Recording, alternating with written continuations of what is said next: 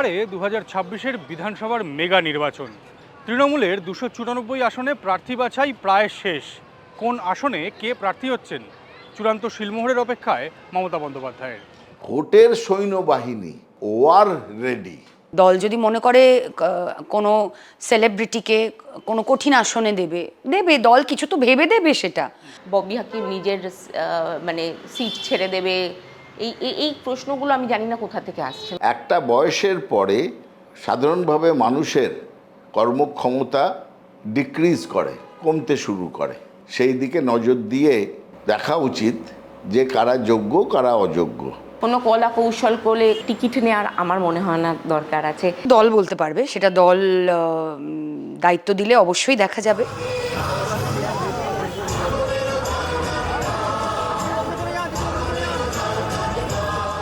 Ticket দেওয়ার মাপকাঠিতে রয়েছে মূলত 4টি বিষয়। জয়ের 100% সুযোগ রয়েছে, পারফরমেন্স ভালো এরকম প্রার্থী চায় তৃণমূল। দেখা হচ্ছে বয়স এবং তারকা ফ্যাক্টরের মতো বিষয়গুলিও। টিকিট দেওয়ার ক্ষেত্রে প্রথম প্রশ্ন আসে উইনিবিলিটি। সেই আসনে তার যাকে দেওয়া হবে তার জেতার ক্ষমতা, এই সমস্ত মিলিয়েই দেওয়া হবে নিশ্চয়ই। সত্যরোধ হলে সক্রিয় রাজনীতি করা যাবে না, এই রকম কিন্তু কোনো মতবাদ তৈরি হয়নি তৃণমূল কংগ্রেসে। কিছু কিছু ক্ষেত্রে কিছু কিছু পরামর্শ এসেছিল এবং তাতে অভিষেক বন্দ্যোপাধ্যায়ও মনে করেছিলেন, বলেও ছিলেন যে একটা বয়সের পরে সাধারণভাবে মানুষের কর্মক্ষমতা ডিক্রিজ করে, কমতে শুরু করে। সেই দিকে নজর দিয়ে দেখা উচিত যে কারা যোগ্য কারা অযোগ্য। 70 হয়ে গেলে তারা অবসর নিয়ে নেবে রাজনীতি থেকে, এরকম কোনো বিধি চালু হয়নি। প্রার্থী তালিকায় তারকা মুখের ভিড় তৃণমূলে নতুন নয়। প্রথম বিধায়ক তাপস পাল, তার পরবর্তীতে শতাব্দী রায়, দেবশ্রী, চিরঞ্জিত, দেব, সোহম, সায়নী ঘোষ এবং সায়ন্তিকার মতো রূপলী পর্দার চরিত্রেরা জনপ্রতিনিধি হয়েছেন। 26-এর বিধানসভা নির্বাচনেও তারকাদের প্রার্থী করার এই হাওয়া আরও জোরালো।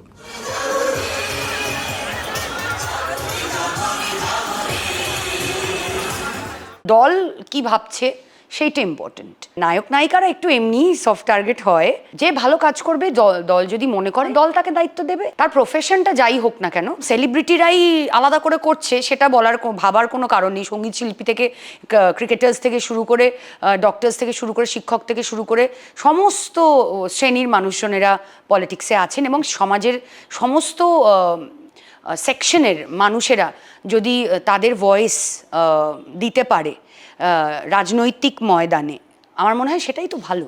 কিউরিওসিটিটা আমাদের লাইফের প্রতি বেশি। অন্য কোনো বিজনেসম্যান বা অন্য কোনো প্রফেশন থেকে হতো হয়তো এতটা মানুষের কিউরিওসিটি থাকতো না। আমাদের লাইফটা পার্সোনাল বলে কিছু নেই, আমাদের লাইফটা is there for the public. দল যদি মনে করে কোনো সেলিব্রিটিকে কোনো কঠিন আসনে দেবে, দল কিছু তো ভেবে দেবে। সেটা আমাদেরকে মানুষ দেখতে আসেও। সাস্টেন করতে গেলে মানুষের সেই আগ্রহটা কাজ দিয়ে তোমাকে পূরণ করতে হবে। আমি যদি কাজ করি, আমার প্রতি আগ্রহটা, বিশ্বাসটা, ভরসাটা আরও স্ট্রং হবে।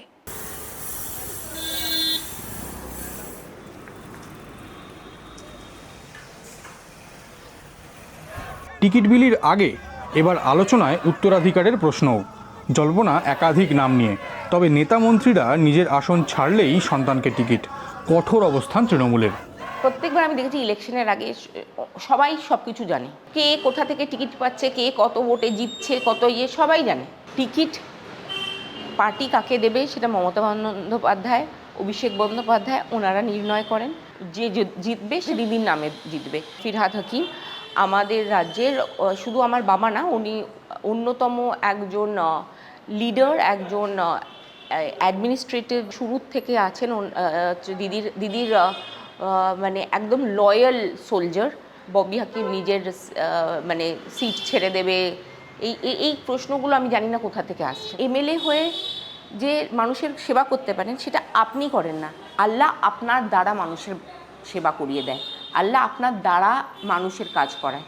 ওপরওয়ালাই সেটা নির্ধারিত করে রেখেছে আমার জন্য। সেটার জন্য আমাকে গিয়ে কোনো কলা কৌশল করে কোনো মানে প্লটিং করে টিকিট নেওয়ার আমার মনে হয় না দরকার আছে।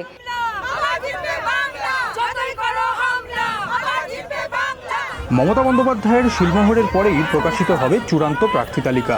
তবে নিশ্চিত করে বলা যায় পার্থ চট্টোপাধ্যায় আর তৃণমূলে টিকিট পাচ্ছেন না। আবার একই সঙ্গে আলোচনায় কলকাতার প্রাক্তন মেয়র শোভন চট্টোপাধ্যায়ের কামব্যাক।